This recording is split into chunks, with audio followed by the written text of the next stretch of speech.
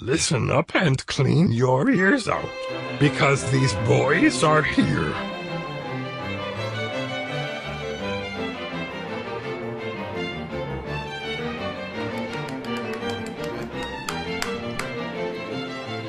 Good evening. Good evening.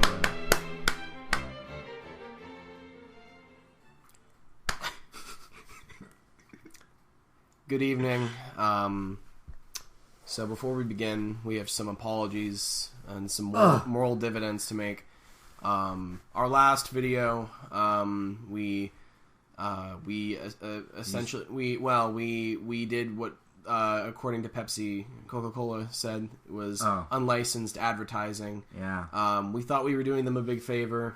We thought we were giving them a helping hand of advertisement. Turns out they didn't take kindly to it. That's why we were gone for so long. Frankly, we had to pay for court costs. I had to walk through a tundra to get here.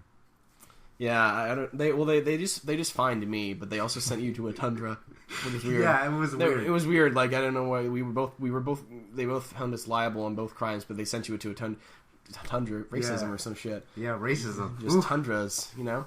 I thought it was 2017. I thought it was 20. So much for the tolerant Coca-Cola. Yeah. So, we lost everything. We lost Legend of Zelda: Breath of the Wild. We lost Coca-Cola. We lost Sprite. But we still have Pespi, so... Well, I don't do any of that anymore. I'm like that one character who gets fucked over in a TV show and you think he's dead, and then he shows up like months later all scarred, and now he's like an Avenger, and he's like disillusioned. That's me, so now I'm just sipping on some water. At least you're hydrated. Ooh. So we got some shit to talk about today. We got 2 episodes of X-Aid, and then we're mostly caught up on Q Rangers, so we're just gonna leap into that shit. I apologize for the word tornado that is about to come. So we're gonna start with episode 21. At a maximum security prison, a detective named Uesegi, interrogating Dan Kuroto's captive father Dan Masamune, suddenly exhibits the Bugster infection. As Emu continues his internship, he learns from Poppy that Dan Kuroto had scouted the young doctor to become a rider. Hiro and Emu are called to the prison to aid Uesegi, but the man's determination to speak with Masamune again causes the Oni-themed bugster Kaiden to take over his body. As Emu and Hiro transform, Snipe and Genom appear on the scene and brawl out with one another. X-Aid and Brave defeat the bugster, causing it to retreat into the detective's body. Snipe defeats Genom and retrieves the Bang Bang shooting Gashot. Dan flees and returns to his base and reveals that the numerous defeats he's accrued with the dangerous zombie Gashot have been actual deaths, causing the Gashot to grow stronger. Uesegi awakens in CR, but attempts to leave. When restrained, he reveals his determination behind solving the Zero-Day case. His own son had been claimed by the virus. Despite Hiro's concerns for Emu, the intern decides to investigate the case himself and discover the virus's origins. Emu and Asuna meet with Masamune, who reveals the secret behind Zero-Day. In 1999, the Y2K problem, thought to have been harmless when it happened, had actually created the Bugster virus. Masamune's son was the first to discover the virus and its existence, and then used it to trigger Zero-Day years later, using his father as the scapegoat. Dan Kuroto confronts the 2 CR employees after their visit and attacks Emu. At the same time, Kaiden reawakens within Uesegi's body, and Hiro is forced to fight him. As the group are teleported together to fight, Snipe and Paradox also engage in a brawl with one another. Brave destroys Kaiden, and X-Aid defeats Genom, while Paradox and Snipe fight to a stalemate. At the mercy of the Riders, Dan reveals the purpose of Kamen Rider Chronicle: to transform the world into a game where civilians are turned into riders and are forced to fight monsters. In the real world. So, with the last amount of death data needed, Genom ascends to the miserable level X power level before retreating. So, that's episode 21. Then there's episode 22, which begins with Hiro looking through Kiriya's personal effects to find clues. Dan Kuroto's base is suddenly invaded by Ministry of Health employees who take him into custody as he begins exhibiting symptoms of the virus. Hiro, Emu, and Taiga are called to a scene where Baiki, or Charlie, depending on how you translate it, the villain from Shakariki Sports, had already manifested in Bugster form and is attacking Ministry employees who had arrested Dan. The Bugster retreats into its host, which is revealed to be none other than Dan Kuroto himself. The Ministry operatives move to take him into custody, but Hiro convinces them to let Dan be taken to CR for treatment. Emu asks Dan why he's committed so many atrocities. Don explains that he had received a fan letter from Emu when he was a young programmer, when he was still in middle school, And the numerous game ideas that Emu had suggested to Dan had driven him to a jealous rage. Using the Bugster virus, Dan sent a demo game infected with it to Emu, causing him to contract the disease. As the virus-born gamer identity within Emu grew, Dan Kuroto had the virus cultivated and used as the source of Zero Day. Taiga and Nico visit Genom HQ to check up on a special Gashat they had asked to be made, but Hiro appears and asks for the Gashat to be modified using the data he found on Kiria's computer. Using the data, they find a special form of programming that can override Dan Kuroto's immortal powers. The headquarters is suddenly attacked by Bugster mooks, forcing Hiro to fight them off. Simultaneously, the Bugster within Dan manifests itself, and X8 engages it. Zombie Genom somehow appears to fight against Brave. Taiga attempts to use the anti-Genom Gashat, but it fails. X8 defeats Bikey, but Dan absorbs its data into the Buggle driver. He reveals that becoming infected with the Bugster virus was his plan all along, so he could buy time as the Ministry investigates his hideout. With his power at maximum thanks to level X, Genom transforms, overwhelms Emu, and destroys his gamer driver. Brave loses the ability to fight the Genom clone as the Gashat puts his strand in his body, and is helpless as Dan Kuroto marches his way back in the Genom HQ building with the zombie Bugsters at his side. Brandishing a new green Gashat, he muses the ever-approaching completion of Kamen Rider Chronicle. And those were the 2 episodes. A lot of shit to summarize. What'd you think? Anyone here yet? Here still? What's up? Yeah, it was really good episodes. Yeah. It was really good. Y2K. Y2, that is, I wasn't expecting that, and you were laughing at it, but I think it's actually, I thought that was really cool. Because Y2K is such a funny it's time great. in history. It's cool because, it's neat because, and I think we've touched upon this before, but with a lot of writers, you can tell the writer is kind of when a writer is just sort of I'm only writing this way because it's the theme of the show. Yeah. For example, with Drive, when they wrote Drive, they were yeah, cars. But what if detectives? That was just, they just kind of shoved the car theme aside to make it a detective drama. But with X-Aid, it has that medical element to it, but you can tell the writer is a total dork. You can tell he was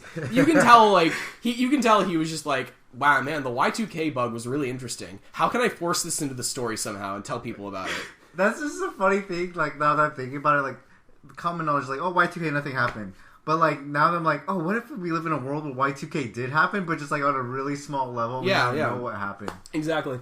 So that'd be a really good thing to explore, actually. No, they did it. So, the fact that they talked about the Y2K bug was really cool. I thought that was really neat. I guess it's not a big surprise that Dan Kuroto had sold out his own father. His father is just not a comely man. No. And his son is he has that kind of, I was talking about that, he has the actor who plays him, God, he cannot laugh for the life of him. Like that. It doesn't fit his demeanor at all, and I get that's supposed to be his whole thing is he's losing his cool, but God, that guy, you can't act fake laughing. You can act for everything else, but you can't I like do that. Dan, though. He's fine. I just don't like the really forced laughing he does. Fuck that shit. Yeah, it is pretty funny. What do you think about Fuck Hands McMike, the new upgrade he's getting? I haven't seen it yet. But You saw a little bit of it. I saw a little bit of it, and I'm not liking it. Not liking it. Neither am I. All I'm doing is calling it Fuck Hands McMike because is that what they were building? I think so. I'm imagining that the Gashat that they made. Well, I think it's going to be what happened with Mighty Brothers Double X, where Emu somehow imbues his own consciousness into it, causing it to transform into a new version of the game. You know what it does look like, though? It looks like the Mega Man X robots that you could pilot. It does. It looks like you could just see Emu with his little hands sticking up and the controls over the chest. But I just love it because he's got really big hands, but one of the hands is bigger because one of the other hands has to actually operate the belt, so they had to compromise and make the hand smaller. But he's just got a permanent jerk-off hand. So just imagine getting a hand job from X8 and just losing your dick forever. You just pulverized. Well, not even it's normally with a hand job it's several pumps to accompany the orgasm, but with X8 it's just one pump. One pump, and then X8 opens his hand and there's just a scorch mark. There's just SpongeBob style scorch mark and smoke billowing up from it. Fuck. And that's all it is. Just one pump, that's all you need. Permanent, came so hard, you lost your nads. Oh so just smooth flesh over where that once was. What else was there in these episodes? I like how Dan got the fan letter from him. That was the best part. We laughed for a solid minute and a half because it was just so out of the left field, and like we probably missed dialogue because of that, because we were just laughing so hard at it. Just seeing this middle school kid just like sitting on like first of all an AstroTurf floor, which I don't really get what's going on with that. He's sitting on an AstroTurf floor and then just starts looking through the pictures, and they're these really obviously childish drawings made by a child. And the first reaction he has is jealous rage. And it's great because there's no description as for what the games were. Yeah. They're just these squares with a vague thing drawing in it. And somehow Don, as a middle schooler, was able to glean what each game was about and somehow derive anger from it and just tearing it to shreds. That was his first fan mail, right? That was his first fan mail, probably. And the first thing he did was tear it up. If I ever get fan mail, that's the first thing. That's the first you're gonna do? Just go. I'm just gonna send it back to them, but it's wet. No. Why not? That's illegal. How's that illegal? Ask your local government. That's not allowed. Take it. Depends on the jurisdiction. The jurisdiction, yeah, but in most cases, it's not allowed. Go ahead, check. What? All right. .com. No, I'm sorry. .gov. .memebase.gov. Okay. All right. Enter. See? Look, I told you. Huh. Oh, I didn't know Dan Kuroto was our governor. Pretty fucked. Yeah, pretty. Yeah, you know. You never. You know how the election. You know how politics goes. Yeah, local government. People never pay attention. You know these politicians. Looks like the circus is in town. You know. So what if Taiga is Banksy? He isn't, but what if though? But he probably is. Out of all of them, or Nico is Banksy. She's Banky, guys. Banky. So she's simultaneously following this edgelord around while also just making pointed political commentary. What if Ronald McDonald was fat? Do you think she's ever going to do anything? I think literally the only purpose she's serving right now at this point is to humanize Taiga further, which is disappointing. I would love her to become a writer. That'd be great, but probably not going to happen. Maybe in a movie? Ooh. Please. Like a time skip? Oh. Give me Nico Ryder. Give me. But it's Nico Bellic from GTA 4 because video games. I didn't play that one. Okay, but you know who is, right? Yeah. Yeah, it's just that. It's just Nico, and it's the belt, but it's just Nico Bellic's models, and it's the model. Hey, cousin. Well, that's his cousin. Who says that? Nico, my cousin, wanna go see some big American titties? But no, that's that it's his low res early Xbox 360 model too. Yeah. So it's just horribly out of place. His facial expression doesn't change at all when he fights. It's like a Mass Effect cutscene essentially. So yeah, no, I mean just get that Commodore Nico just full on, just assault all of my senses with that Nico Bellic. GTA, go hard, ram cars. As a parent, I wouldn't approve of that. As a parent, when are you going to let me see your child? We have to sort that out in the courts first. I'm not comfortable with that yet.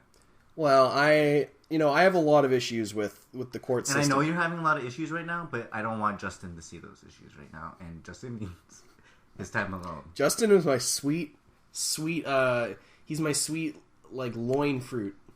Okay. I get it. I understand Justin's your sweet loin fruit, but Justin can't have that right now. Why? There's a lot of reasons why I can't get into right now, okay? What? You never had time for me before.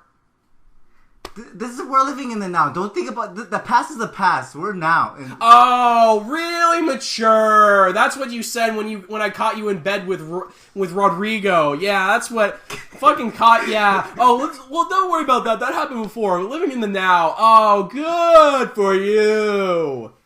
It is good for me. I hope it was good because now it's fucking useless now, isn't it? I'm just petty. Okay. Anyways, Kronos looks cool. Kronos looks cool. Kronos looks cool. So, I liked how I can't remember when he had like all his tattered clothing. That reminded me specifically. It reminded me of something. It reminded me of specifically the end of Kamen Rider Kuga, but you won't know what I'm talking about. Yeah, I won't know what you're talking about. But no, I was like, it was like, oh yeah, just don't stop at the pants. Like, it's like, hey guys, did you know I want One Direction to take off their boxer shorts? That was me. Hey guys, did you know I want Dan Kuroto to take off his medical pants? Because those were medical pants. Those were some medical pants. Yeah, that's what I like when people henchman with less clothes on. That is like the most raw because like that's something I always think about is when they transform. Is their clothes just like in another like it just go into a space, a pocket space dimension or some shit? Or is it just like really like when you've worn like when you've worn like 5 t-shirts you've always done when you were a kid? It's like that. So you're just like to make one movie. He's wearing a suit, and he's wearing a suit with like tight shoes. So the tightest pants imaginable, and then a suit on top. So consider that transforming naked, henching naked is probably the closest you can get to your inner rider, and I think that's probably the purest form because I don't think there's ever been a purely. There's probably been a purely naked henshin before. I'm probably not. There's a lot. I'm pretty sure I've seen someone in boxers. We've had 40 years under the belt. I wouldn't be surprised if there was something. There was one naked monster henshin, but there's never. I can't think of a directly naked rider henshin. I'm sure someone made a joke about it. It's got to happen. I don't know. There just needs to be like a those like MMD videos, like those like dancing 3D videos. I want that where it's just a Kamen Rider episode, and then like while the scene is happening, there's just an MMD video overlaid of Dan Kuroto hastily animated, just taking his clothes off, and like the clothes fly off like paper, like they fly off like paper, and then he puts the belt on and transforms, and it's just this very hastily, and it's like layered over the dialogue. You can still hear the dialogue in the scene, just something like that. I gotta see that. I gotta see that Buggle. That Buggle. I gotta see it. Gotta buggle up. I gotta see his buggle, and I gotta see his penis buggle. Ooh! Don't go there. But, that's what you said before. We went... That was it, right? That's about... What else? Anything? What do you think about the fucking Chronicle as the game? Where he's just like, I'm gonna force people to turn into superheroes and fight monsters. I was expecting something... I guess I wasn't expecting anything more, but... It's like the ultimate PvP. Yeah, I think it should just be like, I don't know what it should be, but that's probably as good as it's gonna get. I mean, you think they're gonna jump in? I'm pretty sure it's gonna be like the final act. That'd be sick. It'd be kind of like the Sabbat at the end of Kamen Rider Wizard, where everyone's like getting hit by the Sabbat, but everyone's just a rider, and we're probably gonna get like a generic trooper suit. Come to think of it, realistically, it would make sense. Because we got one at the end of Drive, so I wouldn't be surprised if we get something like that, and that's what everyone is going to look like when they get ridered up. They corrupted Emu's belt. Remember that? Yeah. I mean, for how long? Because we see him transformed into Fuck Hands McMike in the next episode. Right. So Fuck Hands. Unless it's like at the end of the series, their belt getting destroyed really means nothing to me. Because it's always... Then why even do it? Because it adds a sense of danger to people who aren't initiated with the franchise. That was his hat falling.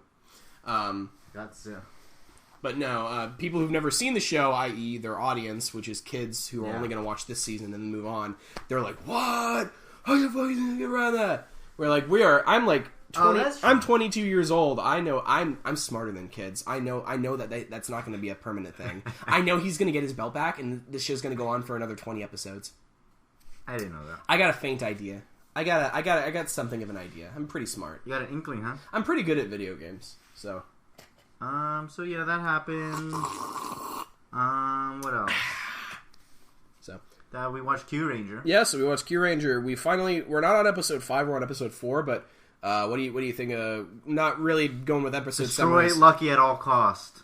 Destroy Lucky 2017.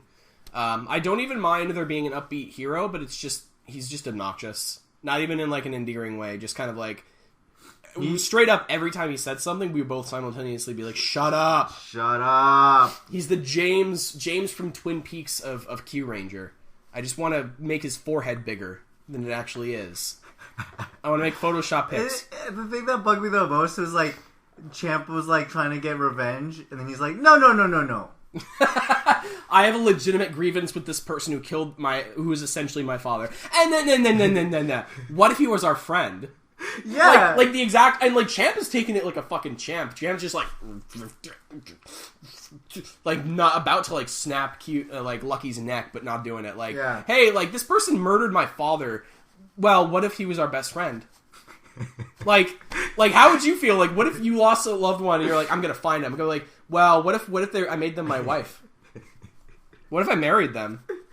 I'm surprised Champ isn't taking this too personally when he's just like, hey, let's befriend the person who's responsible for all the grievance and sad in my life. So, destroy Lucky, but I'm loving it. He wasn't really that happy still at the end of the episode. He was still ticked off, kind of. Yeah. So, I hope, my guess is obviously it's going to turn out like he had got stung by another scorpion person, and that, Stinger was actually trying to save him with his own poison because I guess their neurotoxins can cancel out each other. Some bullshit like that. What if it's actually reason? What if he actually did kill him, and then there's like a reason that he has to join? A bigger threat, and they have to team together. What if they force him to join? Like, they put like a fucking... shock collar on him? Yeah, like, he gets shocked every time he has a bad thought. Could work. That'd be a cool thing. I like my favorite part about that episode. Like a reverse rampage. My favorite part about that episode was how Champ was giving his dramatic backstory, and he's like, I just came back from my 9th win.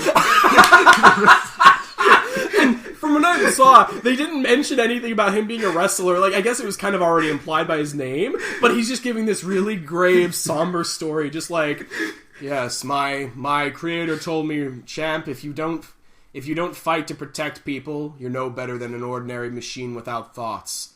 Anyway, after I got back from my bantamweight 888 belt, my creator died.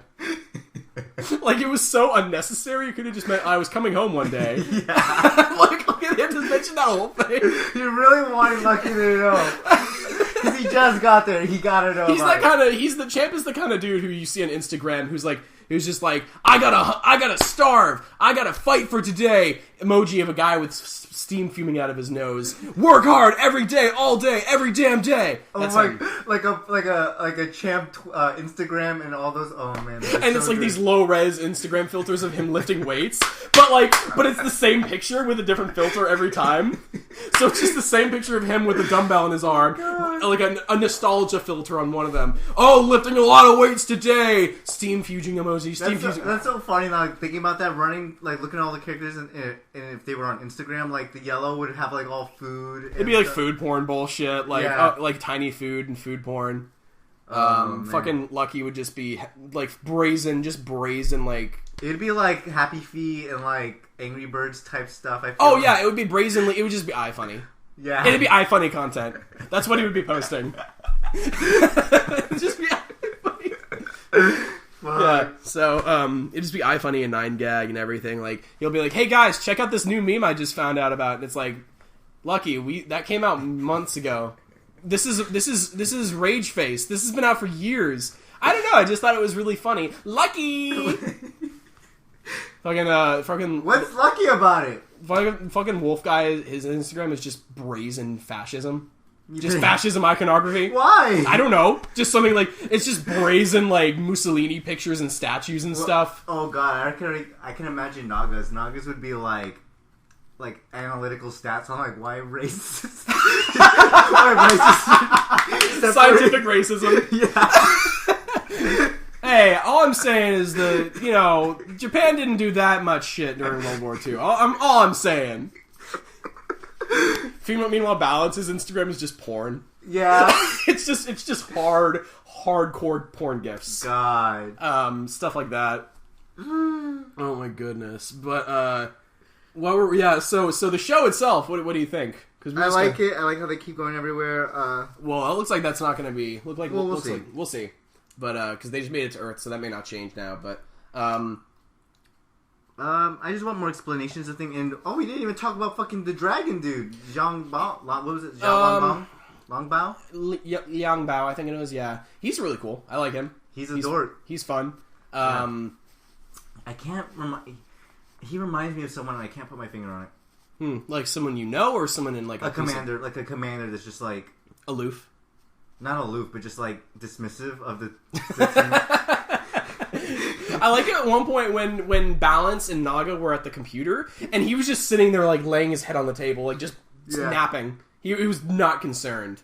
So I'm assuming if he ends up becoming a ranger, that'll be some fun shit. So I like him. He's definitely like a Doggy Kruger, but like sort of deal, yeah. But like more of a goof. Yeah, more of a goof. Yeah.